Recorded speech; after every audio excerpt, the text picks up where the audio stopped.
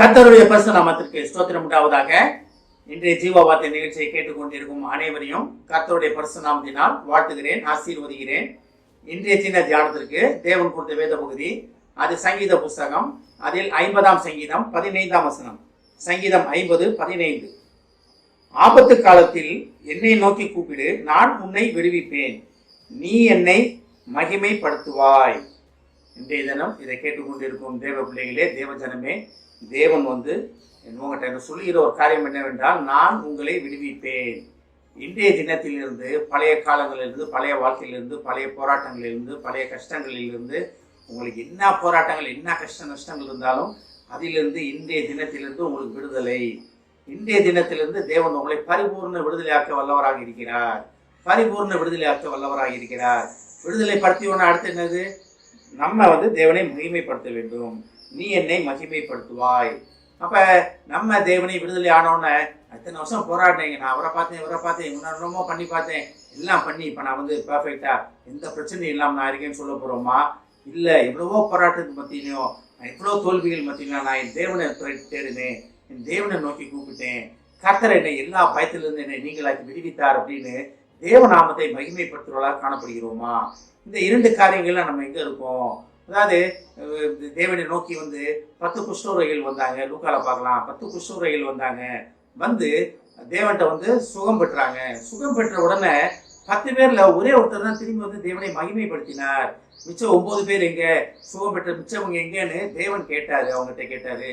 அப்ப நம்ம தேவனை மகிமைப்படுத்துவது தேவனுக்கு பிரியமான காரியம். தேவன் அதற்காக காத்து கொண்டு இருக்கிறார். திரும்பி ஒரே ஒருத்தர் தான். 10 பேர்ல ஒரே ஒருத்தர் தான் திரும்பி வந்தாரு. நம்ம எந்த இடத்துல இருக்கோம்?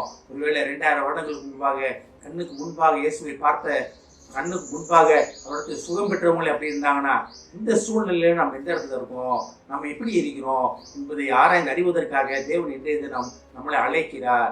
அப்ப தேவன் நம்மளை விடுவிப்பதற்கு, விடுதலை செய்வதற்கு அவர் வல்லவராக இருக்கிறார். அவருக்கு சகல அதிகாரம் தூக்கப்பட்டிருக்கிறது. அவர் ஒருவராலே முடியும். ஆனா நம்ம செய்ய வேண்டிய ஒரு காரியம், நம்மளை நாமே விடுதலை பண்ணி கொள்ள முடியாது. நம்ம போராட்டங்களுக்கு நம்மளை நாமே வெளிவர முடியாது. ஏதாச்சும் ஒரு உதவி வேணும், யாராச்சும் ஒரு உதவி வேணும். அப்ப நம்ம விடுதலை ஆன உடனே அது என்னோட பிரயாசம், நான் நல்லா படித்தேன், நான் நல்லா வேலை பார்த்தேன், எனக்கு அப்படின்னு போயிடுவோமா? இல்லை, நான் ஒன்றும் இல்லாதவனா இருக்கும்போது நான் தேவனை தேடினேன், என் கஷ்டத்தில் என் போராட்டத்தில் தேவனை தேடினேன், தேவன் என்னை விடுவித்தார்னு தேவநாமத்தை மகிமைப்படுத்துறோம் நம்ம காணப்படுகிறோமா? இதுல தேவன் இந்த வசனம் எப்படி ஆரம்பிக்குது பாருங்க. ஆபத்து காலத்திலே என்னை நோக்கி கூப்பிடு. அப்ப ஆபத்து காலத்தில் என்னை நோக்கி கூப்பிடு. தேவன் என்ற இதை கேட்டுக்கொண்டிருக்கும் உங்கள் அனைவருடையும் தேவன் ஒரு ரிக்வஸ்டா கேட்கிற ஒரு காரியம் என்னவென்றால், ஆபத்து காலத்திலாச்சும் என்னை நோக்கி கூப்பிடு. மிச்ச நேரம் என்னை கூப்பிடல நீ, மிச்ச நேரத்துல என்னை தேடல நீ நல்ல அமைதியா சமாதானமா இருக்கிற நேரத்தில் என்னை தேடவில்லை. உனக்கு இருக்கிற ஆபத்து நேரத்திலாச்சும் என்னை நோக்கி கூப்பிடு. இப்போ ஒரு மிகப்பெரிய ஆபத்து காலத்தில் நம்ம வாழ்ந்து கொண்டே இருக்கிறோம். நம்ம வாழும் நாடுல கிறிஸ்தவங்களுக்கு எதிராக, ஜாதி மக்களுக்கு எதிராக அநேக போராட்டங்கள் நடந்து கொண்டிருக்கிறது. நம்ம ஒரு மோசமான நேரத்தில் வாழ்ந்து கொண்டிருக்கிறோம். இந்த நேரத்திலாவது கிறிஸ்தவராய நம்ம தேவனை நோக்கி கூப்பிடுவதற்காக தேவன் நம்மளை அழைக்கிறார். அழைத்த ஒரு உண்மை உள்ளவர். விடுதலை பண்ணப்பட்ட உடனே நம்ம தேவ நாமத்தை மகிமைப்படுத்துவதற்காக தேவன் நம்ம மகிமைப்படுத்தும் வார்த்தைகள் நம்ம வாயிலிருந்து வருவதை கேட்பதற்காக தேவன் ஆயத்தமாக இருக்கிறார். நம்ம என்ன செய்து கொண்டிருக்கிறோம்? தேவன் நம்மளை விடுவிப்பார். எல்லாத்துக்குமே தெரியும், தேவன் நம்மளை விடுவிப்பார். நான் உன்னை விடுவிப்பேன் சொன்ன தேவன் இன்றைய தினம் உங்கள் வாழ்க்கையில் உள்ள பிரச்சனைகள், போராட்டங்கள் அனைத்திலும் இருந்து உங்களுக்கு விடுதலை செய்ய தயாராக இருக்கிறார். ஆமென். ஜெபிப்போம். எங்களை அதிகமாக நேசிக்கும் அன்பின் பரலோக பிதாவே, ஆபத்து காலத்தில் என்னை நோக்கி கூப்பிடு, நான் உன்னை விடுவிப்பேன், நீ என்னை மகிமைப்படுத்துவாய் என்று சொன்ன வாக்கியத்திற்காக நன்றி ஆண்டவர். நன்றி ஆண்டவரே. வாக்குக்காக நன்றி. நன்றி தவணை. எஸ் தவணை. நாங்கள் உண்மை நோக்கி கூப்பிட்டு விடுதலை பெற, இந்த உலகத்தின் போராட்டங்களிலிருந்து, உலகத்தின் அதிபதியிலிருந்து விடுதலை பெற பேசுதாவனே, அநேக கஷ்ட நஷ்டங்களில் நாங்கள் விடுதலை பெற எங்களுக்கு நீர் உதவுவேன் என்பதற்காக நன்றி ஆண்டவரே. நாங்கள் உண்மை நோக்கி கூப்பிடுகிறோம் ஆண்டவரே. நீர் எங்களை விடுதலை பண்ணிவிட்டதற்காக நன்றி ஆண்டவரே.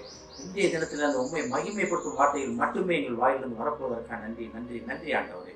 இதை கேட்டுக்கொண்டு ஒவ்வொருவரையும் ஆசீர்வதிக்கிறோம் அப்பா. ஒவ்வொரு குடும்பத்தையும் ஆசீர்வதிக்கிறோம் அப்பா. குடும்பத்தில் ஒவ்வொரு குடும்பங்களும் அநேக போராட்டங்கள், அநேக பிரச்சனைகள், கஷ்டங்கள், நஷ்டங்கள் உண்டு ஆண்டவரே.